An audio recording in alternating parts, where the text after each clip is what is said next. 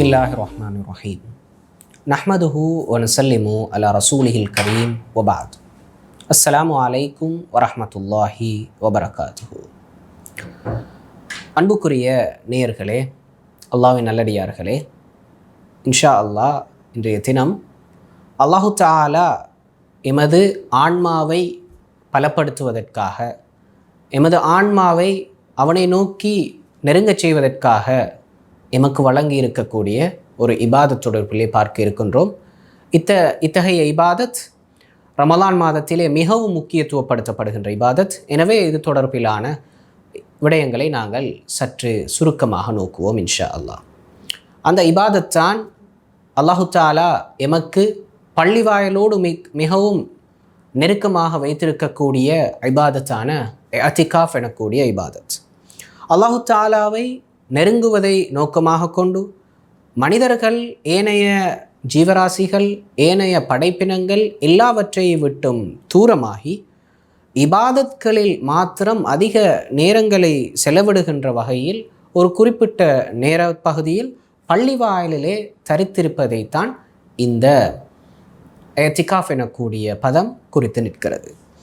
இஸ்லாமிய ஷரியாவை பொறுத்தவரையில் இது சட்டபூர்வமாக ஏற்றுக்கொள்ளப்பட்ட, அங்கீகரிக்கப்பட்ட இபாதத்தாக இருக்கிறது. சூரத்துல் பக்ராவினுடைய 187வது வசனத்திலே வலா துபாஷிருஹுன்ன வ அன்தும் ஆகிஃபூன ஃபில் மசாஜித்.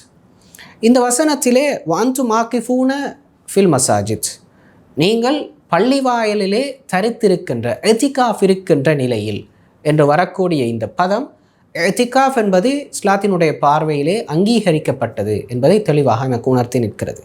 அதே போன்று ரசூல் ஸல்லல்லாஹு அலைஹி வஸல்லம் அவர்களது ஹதீஸ்களை நோக்குகின்ற சந்தர்ப்பத்திலும் ஆயிஷா ரலியல்லாஹு அன்ஹா அவர்கள் அறிவிக்கின்ற ஒரு ஹதீஸிலே, ரமலான் மாதத்தினுடைய இறுதிப்பத்திலே ரசூல் ஸல்லல்லாஹு அலைஹி வஸல்லம் அவர்கள் தான் மரணிக்கின்ற வரைக்கும் பள்ளிவாயிலே இஅ்திகாஃப் இருக்கக்கூடியவர்களாக இருந்திருக்கிறார்கள். அவர்களோடு சேர்த்து அவர்களுக்கு பின்னர் அவர்களது மனைவிமார்கள், உம்மஹாத்துல் முஃமினூன்கள், அதே போன்று சஹாபா பெருமக்கள் என்று அனைவரும் இஅ்திகாஃப் இருந்திருக்கிறார்கள் என்ற விடயத்தையும் ஹதீஸ்கள் எமக்கு உணர்த்தி நிற்கின்றன.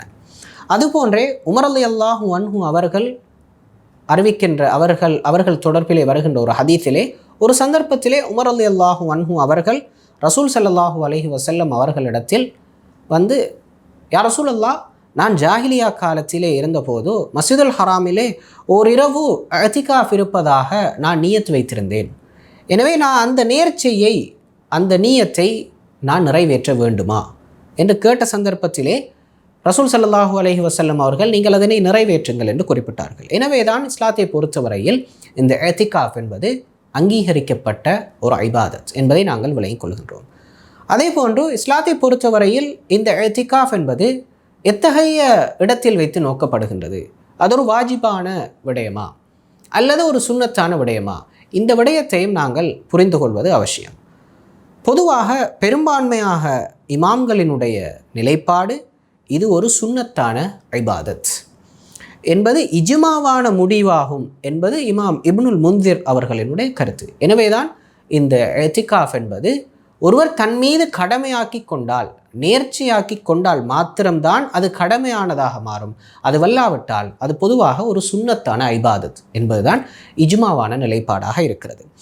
அதே போன்று அதிலும் குறிப்பாக ஹனஃபி மதுஹபினரும் ஷாஃபி மதுஹபினரும் குறிப்பிடுகின்ற நிலைப்பாடு தான், ரமலான் மாதத்தினுடைய இறுதிப்பத்திலே இவ்வாறு இஅ்திகாஃப் இருப்பது அது சுன்னா முஅக்கதாவாக இருக்கிறது என்பதாக ஷாஃபி மதுஹபினரும் ஹனஃபி மதுஹபினரும் தனது கருத்தாக கொண்டிருக்கிறார்கள். எனவேதான் இந்த இஅ்திகாஃப் என்பதை எல்லா காலத்திலும் நிறைவேற்ற முடியும்.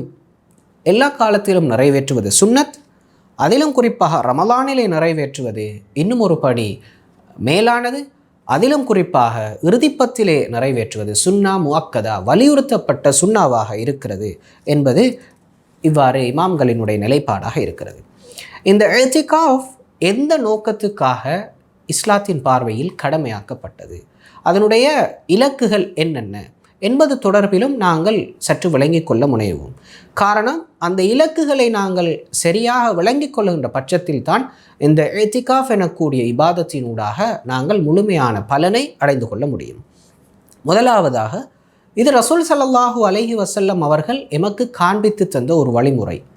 ரசூல் ஸல்லல்லாஹு அலைஹி வஸல்லம் அவர்கள் தனது மஸ்ஜிது நபவியிலே ஏத்திகாஃப் இருந்திருக்கிறார்கள். அதே போன்று சஹாபா பெருமக்களும் ஏத்திகாஃப் இருந்திருக்கிறார்கள். சஹாபா பெண்மணிகள் ரசூல் ஸல்லல்லாஹு அலைஹி வஸல்லம் அவர்களது மனைவிமார்களும் ஏத்திகாஃப் இருந்திருக்கிறார்கள். இவ்வாறான சந்தர்ப்பத்திலே இது இஸ்லாம் எமக்கு வழிகாட்டுகின்ற, இஸ்லாம் எமக்கு சுன்னத்தாக்கி இருக்கின்ற ஒரு இபாதத். எனவே தான் நாங்கள் இதனை செய்கின்ற சந்தர்ப்பத்திலே இது ரசூல் ஸல்லல்லாஹு அலைஹி வஸல்லம் அவர்களது வழிமுறையை நாங்கள் பின்பற்றுகிறோம் என்ற நோக்கத்தை, என்ற இலக்கை நாங்கள் அடைந்து கொள்ள முடியும். இது முதலாவது. இரண்டாவது, எமது உள்ளங்களை பொறுத்தவரையில் அவற்றை தூய்மைப்படுத்துவது என்பது இஸ்லாம் மிக முக்கியமாக அதனுடைய இலக்காக கொண்டிருக்கின்ற ஒரு விடயம். தஸ்கியத்துன் நஃப்ஸ், எமது உள்ளங்களை தூய்மைப்படுத்தி கொள்வது. இதற்காக இஸ்லாத்தை பொறுத்தவரையில் இஸ்லாம் பலவிதமான இபாதத்களை எமக்கு காட்டி தந்திருக்கிறது. அதிலே குறிப்பாக அல்லாஹு தாலாவோடு மிகவும் நெருக்கமாக கூடிய வகையில் எமக்கு சொல்லி தந்திருக்கின்ற இபாதத் தான் இந்த இஅ்திகாஃப் எனக்கூடிய இபாதத். எனவே தான் இந்த இஅ்திகாஃப் எனக்கூடிய இபாதத்தினூடாக எமது உள்ளத்தை நாங்கள் பரிசுத்தப்படுத்திக் கொள்ளல் என்பது மிக முக்கியமான இலக்காக நோக்கப்படுகிறது. அதே போன்று நாம் இவ்வாறு பள்ளிவாயலிலே இருக்கின்ற சந்தர்ப்பத்தில் அல்லாஹ்வுடனான உறவை நாங்கள் பலப்படுத்தி கொள்ள வேண்டும், அல்லாஹ்வுடனான உறவை நாங்கள் உயிரோட்டமாக மாற்றிக்கொள்ள வேண்டும் என்பதும் மிக முக்கியமான இலக்காக நோக்கப்படுகிறது. இதற்கு ஏற்ற வகையில்தான் அந்த பள்ளிவாயலிலே இருக்கின்ற சந்தர்ப்பத்திலே நாங்கள் எங்களது இபாதத்களை நாங்கள் ஏற்படுத்தி கொள்ள வேண்டும் என்பதும் எமது இமாம்கள் அதற்குரிய வகையில்தான் எமக்கு பல்வேறு வழிகாட்டல்களையும் வழங்கியிருக்கிறார்கள். அதே போன்று இந்த இஅ்திகாஃப் எனக்கூடிய இபாதத் என்ன நோக்கத்துக்காக விதியாக்கப்பட்டிருக்கிறது, என்ன நோக்கத்துக்காக வழங்கப்பட்டிருக்கிறது, அதிலும் குறிப்பாக புனித ரமலான் மாதத்திலே ஏன் சுன்னா முஅக்கதாவாக கருதப்படுகிறது என்பதை நோக்குகின்ற சந்தர்ப்பத்திலே இந்த சுன்னா முஅக்கதாவாக இறுதிப்பத்திலே நோக்கப்படுவதற்கு காரணம், இறுதிப்பத்தில் தான் லைலத்துல் கத்ருடைய இரவு இருக்கிறது. இந்த லைலத்துல் கத்ருடைய இரவை ஒருவர் அடைந்து கொண்டால் அது அந்த லைலத்துல் கத்ருடைய இரவு 1000 மாதங்களை விட சிறந்த இரவு என்று அல் குர்ஆன் நமக்கு குறிப்பிடுகிறது. எனவேதான் இவ்வாறான ஒரு இரவை ஒருவர் அடைந்து கொண்டு அதனூடாக முழுமையான பலனை அடைந்து கொண்டவராக இருந்தால் அவர் அல்லாஹ்வினுடைய நாட்டப்படி ஏராளமான நன்மைகளை பெற்றுக்கொள்கின்றார். எனவேதான் இந்த லைலத்துல் கத்ருடைய இரவை ஒருவர் அடைந்து கொள்ள வேண்டும், அதன் மூலம் முழுமையான பலனை அடைந்து கொள்ள வேண்டும் என்பதும் இந்த ரமலானினுடைய இறுதிப்பத்திலே லைலத்துல் கத்ர் சுன்னா முஅக்கதாவாக நோக்கப்படுவதற்கு மிக முக்கியமான காரணமாக இருக்கிறது. அதே போன்று இந்த இஅ்திகாஃப் எனக்கூடிய இபாதத் விதியாக்கப்பட்டிருப்பதன் பின்னால் உள்ள இன்னும் ஒரு மிக முக்கியமான நோக்கம் அல் உபூதியா அல் காமிலா. அல்லாஹு தாலாவுக்கான அவனுக்கு நாங்கள் முழுமையாக அடிமைப்பட்டிருக்கிறோம், முழுமையாக கட்டுப்பட்டிருக்கிறோம், அவனுக்கு மாத்திரம்தான் நாங்கள் அடிபணியக்கூடியவர்களாக இருக்கிறோம் என்ற விடயத்தை எமக்கு சுட்டி காட்டக்கூடிய, எமக்கு உணர்த்துகின்ற மிக முக்கியமான ஒரு இபாதத்தாக இந்த இஅ்திகாஃப் எனக்கூடிய இபாதத் இருக்கிறது. இவ்வாறான ஏராளமான நோக்கங்களை அடிப்படையாக கொண்டு தான் இந்த இஅ்திகாஃப் எனக்கூடிய இபாதத் எமக்கு விதியாக்கப்பட்டிருக்கிறது.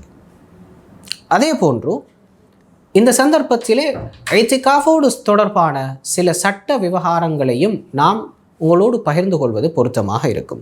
அந்த வகையிலே இஅ்திகாஃபை பொறுத்தவரையில் இஅ்திகாஃப் என்பது குறிப்பாக ஒரு பள்ளிவாயலில் தான் ஒருவர் இஅ்திகாஃப் இருப்பது பொருத்தமானது, பள்ளிவாயலில் தான் இஅ்திகாஃப் இருக்க வேண்டும் என்பது இமாம்களும் குறிப்பிடுகின்ற மிக முக்கியமான விடயம். காரணம், வஅன்தும் ஆகிஃபூன ஃபில் மசாஜித், பள்ளிவாயலில் தான் நீங்கள் இஅ்திகாஃப் இருக்கின்ற நிலையில் என கூறி வரக்கூடிய இந்த குர்ஆனுடைய வசனம் அதனை எமக்கு தெளிவாக சுட்டி காட்டுகிறது. இந்த அடிப்படையில் தான் ஆயிஷா ரலியல்லாஹு அன்ஹா, அலி ரலியல்லாஹு அன்ஹு, இப்னு அப்பாஸ் ரலியல்லாஹு அன்ஹு முதற்கொண்டு இமாம் அபு ஹனீஃபா, இமாம் அஹ்மத், இமாம் அபு சௌர், இமாம் மாலிக், இமாம் ஷாஃபி என்று ஏராளமான இமாம்கள் பள்ளிவாயலில் தான் ஒருவர் இஅ்திகாஃப் இருக்க வேண்டும் என்ற விடயத்தை குறிப்பிடுகிறார்கள்.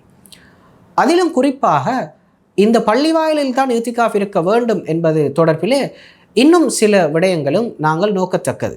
அதுதான் இந்த பள்ளிவாயலிலே குறிப்பாக மஸ்ஜிதுல் ஹராம், மஸ்ஜிதுல் நபவி, அதே போன்று மஸ்ஜிதுல் அக்ஸா எனக்கூடிய இந்த 3 முக்கியமான முஸ்லிம்கள் யாத்திரை செல்லக்கூடிய பள்ளிவாயல்களாக அடையாளப்படுத்தப்பட்டிருக்கின்ற இந்த 3 பள்ளிவாயல்களில் மாத்திரம்தான் ஒருவர் இஅ்திகாஃப் இருக்க முடியும் என்பது ஒரு சில இமாம்களினுடைய நிலைப்பாடாக இருக்கிறது. ஆனால் இது பலவீனமான நிலைப்பாடாகவே நோக்கப்படுகிறது. காரணம், இந்த 3 பள்ளிவாயல்களும் மிக முக்கியமான, அதிக பலனை தரக்கூடிய, அதிக நன்மைகளை வாரி வழங்கக்கூடிய, அதிலே ஈடுபடுகின்ற இபாதத்களுக்கு அதிக பலன் கிடைக்கக்கூடிய பள்ளிவாயல்களாக இருந்த பொழுதும் இத்தகைய இந்த 3 பள்ளிவாயல்களிலும் இஅ்திகாஃப் இருப்பது மிகச் சிறந்தது என்பதில் மாற்று கருத்தில்லை. ஆனால் இந்த 3 பள்ளிவாயல்களில் மாத்திரம்தான் இஅ்திகாஃப் இருப்பது பொருத்தமானது என்பது ஏற்றுக்கொள்ள முடியாத கருத்து என்பதுதான் பெரும்பான்மை இமாம்களினுடைய கருத்தாக இருக்கிறது. எனவேதான் இத்தகைய 3 பள்ளிவாயல்களிலும் இஅ்திகாஃப் இருப்பது மிகவும் விரும்பத்தக்கது, அதாவது மிகவும் அதிகமான நன்மைகளை பெற்றுக்கொள்ளத்தக்கது என்பதிலே கருத்து வேறுபாடில்லை. இரண்டாவதாக, அவ்வாறு இல்லாவிட்டால் ஒருவர் தான் வாழுகின்ற பிரதேசத்திலே இருக்கின்ற ஜும்ஆ பள்ளி வாயிலே இஅ்திகாஃப் இருக்க முடியும். அவ்வாறும் இல்லாத பட்சத்தில் தான் வாழுகின்ற மஹல்லா பகுதியில் இருக்கக்கூடிய சாதாரண பள்ளி வாயிலும் ஜும்ஆ நடைபெறாத 5 ஐவேளை தொழுகை மாத்திரம் நடைபெறக்கூடிய அந்த பள்ளி வாயிலும் கூட ஒருவர் இஅ்திகாஃப் இருக்க முடியும் என்பதுதான் பெரும்பான்மை இமாம்களினுடைய கருத்தாக இருக்கிறது. இவ்வாறு இருக்கின்ற சந்தர்ப்பத்திலே ஒருவர் எவ்வளவு நேரம் இஅ்திகாஃப் இருக்க வேண்டும் என்பது தொடர்பிலும் நாம் நோக்குவது பொருத்தமாக இருக்கும். இது தொடர்பிலே சிறிய சிறிய கருத்து வேறுபாடுகள் இருந்தாலும் பொதுவாக இஅ்திகாஃப் எவ்வளவு நேரமும் இருக்கலாம். சாதாரணமாக 1 மணி நேரம் இருக்கலாம், அல்லது அரை மணி நேரம் இருக்கலாம். இவ்வாறு இஅ்திகாஃப் என்பதற்கு இவ்வளவு நேரம்தான் இஅ்திகாஃப் இருக்க வேண்டும் என்ற நேர வரையறை கிடையாது. ஒருவர் 2 தொழுகைகளுக்கும் இடையில் நான் இஅ்திகாஃப் இருக்கிறேன் என்று ஒருவர் தனது தொழுகைகளுக்கிடையிலே இஅ்திகாஃப் இருப்பதை அவர் முகாமை செய்து கொள்ள முடியும் என்பதுதான் இமாம்களினுடைய நிலைப்பாடாக இருக்கிறது. ஒருவர் இஅ்திகாஃப் இருக்கின்ற சந்தர்ப்பத்தில் எத்தகைய இபாதத்களில் ஈடுபட முடியும், இது தொடர்பிலும் இமாம்கள் ஏராளமான வழிகாட்டல்களை நமக்கு வழங்கியிருக்கிறார்கள். ஆரம்பமாக அடிப்படையிலே நாம் ஐவேளை தொழுகைக்கு அடுத்ததாக சுன்னத்தான தொழுகைகளிலே அதிகம் ஈடுபடுவது, அதிகம் இஸ்திக்ஃபார்களில் ஈடுபடுவது, அதிகம் ஔராதுகள் திக்ர்களை ஓதிக்கொள்வது, அதே போன்று அதிகம் அல்லாஹ்விடத்திலே பாவ மன்னிப்பு கோருவது, அதிகம் குர்ஆனை ஓதிக்கொள்வது, இவ்வாறான அடிப்படையான விடயங்கள் இந்த இஅ்திகாஃப் இருக்கின்ற சந்தர்ப்பத்திலே ஒருவர் கட்டாயம் செய்து கொள்வது பொருத்தமானது. அதற்கு அடுத்ததாக அல் குர்ஆனை ஓதுவதோடு மாத்திரம் நின்று விடாமல் அந்த அல் குர்ஆனினுடைய பொருள் விளங்குகின்ற வகையில் தர்ஜமாக்களை வாசிப்பதும், அல் குர்ஆன் விளக்க உரை நூல்களை வாசிப்பதும், அந்த அல் குர்ஆன் எம்மோடு என்ன விடயங்களை சொல்ல வருகிறது என்பதை புரிந்து கொள்வதற்கு முயற்சி செய்வதும் மிக முக்கியமான விடயமாக இருக்கிறது.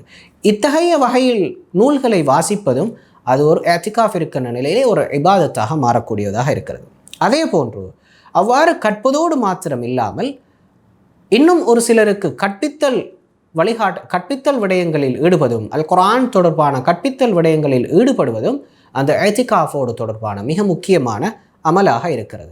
அதே போன்று இன்னும் ஏராளமான நூல்களை வாசிப்பது, ரசூல் ஸல்லல்லாஹு அலைஹி வஸல்லம் அவர்களது வரலாற்றை பேசுகின்ற நூல்கள், இன்னும் இஸ்லாமிய சிந்தனைகளை பற்றி பேசுகின்ற நூல்கள் என்று அந்த நூல்களை நாங்கள் இஅ்திகாஃப் இருக்கின்ற நிலையிலே வாசிக்க முடியும். இவ்வாறான விடயங்களுக்கும் அல்லாஹ்விடத்திலே நன்மை உண்டு என்ப விடயத்தையும் நாங்கள் புரிந்து கொள்ள வேண்டும்.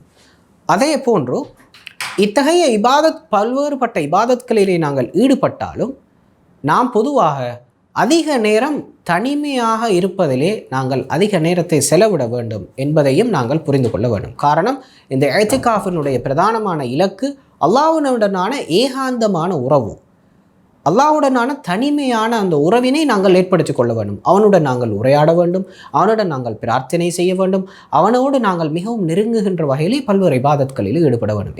எனவேதான் அதற்கு ஏற்றால் போல் நாங்கள் எங்களுடைய நேர அட்டவணைகளை இந்த இஅ்திகாஃப் இருக்கின்ற சந்தர்ப்பத்திலே நேரங்களை முகாமை செய்து கொள்வது மிக பொருத்தமாக அமையும். அதே போன்று இந்த இஅ்திகாஃப் இருக்கின்ற சந்தர்ப்பத்திலே ஒருவர் வெளியில் செல்ல முடியுமா என்றதொரு என்றதொரு வினாவும் எழுப்பப்படுகிறது. அதாவது ஒருவர் எவ்வித தேவையும் இல்லாமல் வெளி செல்லுகின்ற சந்தர்ப்பத்திலே அவருடைய இஅ்திகாஃப் அத்தோடு நின்றுவிடும், அத்தோடு அந்த இஅ்திகாஃப் முறிந்துவிடும் என்பதுதான் இமாம்களினுடைய கருத்தாக இருக்கிறது. ஆனால் அவருக்கு மிக அவசியமான தேவை ஒன்று ஏற்படுகிறது. அவ்வாறான சந்தர்ப்பத்திலே அவர் வெளிச்செல்ல முடியும். உதாரணமாக, ஒரு ஜனாசாவுக்கு செல்ல வேண்டிய நிலைமை ஏற்படுகிறது, ஒரு நோயாளியை தரிசிக்க வேண்டிய நிலை ஏற்படுகிறது. அதே போன்று சாதாரண பள்ளி வாயிலில் இருக்கின்ற ஒருவர் ஜும்மா தொழுகைக்காக இன்னும் ஒரு ஜும்மா பள்ளி வாயிலுக்கு செல்ல வேண்டிய நிலை ஏற்படுகிறது. இவ்வாறான நிலையில் ஒருவர் வழி செல்லுகின்ற சந்தர்ப்பத்தில் அல்லது தனக்கு தேவையான உணவு பானங்களை ஏற்பாடு செய்வதற்கான அந்த விடயங்களை தானே மாத்திரம்தான் ஏற்பாடு செய்து கொள்ள வேண்டும் என்ற நிலையில் இருக்கின்ற ஒருவரும் அதற்காக வெளிச்செல்ல முடியும். அவ்வாறான சந்தர்ப்பத்திலே அவருடைய இத்திகாஃப் முறிய மாட்டாது என்பதுதான் இமாம்களினுடைய நிலைப்பாடாக இருக்கின்றது. அதே போன்று ஒருவர் இத்திகாஃப் இருக்கின்ற நிலையில் மறந்த நிலையில் வெளிச்செல்லுகின்ற போது அவருடைய இத்திகாஃப் முறிய மாட்டாது என்பதுதான் ஷாஃபிஈ ஹம்பலி மதுஹபினருடைய கருத்தாக இருக்கிறது. அதே போன்று ஒருவருக்கு நோய் ஏற்படுகின்ற சந்தர்ப்பத்திலே அவர் வெளிச்செல்ல முடியுமா? இந்த மசாலாவை பொறுத்தவரையில், இந்த வினாவை பொறுத்தவரையில், இந்த இலேசாக நோயை பொறுத்தவரையில் பொதுவாக 2 வகையான நோய் இருக்கின்றது. ஒன்று இலேசான நோய், அல்லது அடுத்தது கடுமையான நோய். ஒருவருக்கு இலேசான தலைவலி, இலேசான காய்ச்சல் போன்றவை ஏற்படுகின்ற சந்தர்ப்பத்தில் அதனால் பெரும் பாதிப்புகள் ஏற்பட மாட்டாது என்று நினைக்கின்ற போது அவர் பள்ளிவாயலை விட்டும் வெளிச்செல்லாமல் இருப்பது பொருத்தமானது, வெளிச்செல்லக்கூடாது. அதே போன்று அவருக்கு நோய் அதிகமாகின்ற சந்தர்ப்பத்திலே அவர் வெளிச்செல்ல முடியும். அவ்வாறு வெளிச்செல்லுகின்ற போது அவருக்கு அந்த இத்திகாஃப் முறிய மாட்டாது. அவர் அதற்காக வெளிச்சென்று அதற்காக மருந்தினை எடுத்து குணப்படுத்திவிட்டு அவர் பள்ளி வாயிலுக்கு மீண்டு வர முடியும். அவ்வாறான சந்தர்ப்பத்தில் மீண்டும் அவர் வருகின்ற போது அவர் இத்திகாஃப் ஏற்றுக்கொள்ளப்படும் என்பதுதான் இமாம்களினுடைய நிலைப்பாடாக இருக்கிறது. அதே போன்று ரமலான் அல்லாத காலப்பகுதியிலே இத்திகாஃப் இருக்கின்ற ஒருவர் அந்த நிலையில் இத்திகாஃப் இருக்கின்ற போது நோன்பு நோக்க வேண்டுமா என்ற ஒரு வினாவும் எழுப்பப்படுகிறது. இவ்வாறு இத்திகாஃப் ரமலான் மாதத்திலே தான் பொதுவாக எமது சமூகத்திலுடைய இத்திகாஃப் இருக்கிறது வழக்காராக இருந்தாலும் ரமலான் அல்லாத காலப்பகுதியில் இத்திகாஃப் இருக்க முடியும் என்பதை நாங்கள் ஏற்கனவே நோக்கினோம். எனவே அவ்வாறு இருக்கின்ற சந்தர்ப்பத்திலே இவ்வாறு ரமலான் அல்லாத காலப்பகுதியிலே ஒருவர் இத்திகாஃப் இருக்கின்ற பொழுது அவர் நோன்பு நோற்றுக்கொள்வது கடமையான ஒரு விடயமல்ல, அது ஒரு விரும்பத்தக்க முஸ்தஹப்பான விடயம் என்பதுதான் ஹம்பலி, ஷாஃபிஈ, லாஹிரி மதுஹபினருடைய கருத்தாக இருக்கிறது. அதே போன்று இவ்வாறு இன்னும் பல சஹாபாக்கள், தாபியூன்களினுடைய கருத்தாகவும் இது இருக்கிறது. காரணம், ஒருவர் இத்திகாஃப் இருக்கின்ற பொழுது அதனுடைய பலனை இன்னும் அதிகரித்து கொள்ள வேண்டும் என்பதற்காக அந்த நோன்பு நோற்று நிலையில் ஒருவர் இத்திகாஃப் இருப்பது பொருத்தமானது என்பதுதான் அதனூடாக நோக்கமாக கொள்ளப்படுகிறது. எனவே தான் அல்லாஹு தஆலா எமக்கு வழங்கி இருக்கக்கூடிய ஒரு மிக முக்கியமான ஒரு அழகான ஒரு இபாதத் இந்த இத்திகாஃப் எனக்கூடிய இபாதத். எனவேதான் இந்த இத்திகாஃபுடைய சட்டதிட்டங்களையும் அதனுடைய நோக்கங்களையும் அதனுடைய சிறப்புகளையும் மொத்தமாக விளங்குகின்ற சந்தர்ப்பத்தில் தான் அதனுடைய முழுமையான பலனை நாங்கள் அடைந்து கொள்ள முடியும். எனவேதான் இந்த இத்திகாஃபூடாக நாங்கள் இத்திகாஃபை செய்து பள்ளிவாயலிலே நாங்கள் இத்திகாஃப் எனக்கூடிய இபாதத்திலே ஈடுபட்டு அதனூடாக முழுமையான பலனையும் அடையக்கூடிய வகையிலே அல்லாஹு தஆலா எங்களது இத்திகாஃபை ஏற்றுக்கொள்வானாக. وآخر دعوانا أن الحمد لله رب العالمين والسلام عليكم ورحمة الله وبركاته.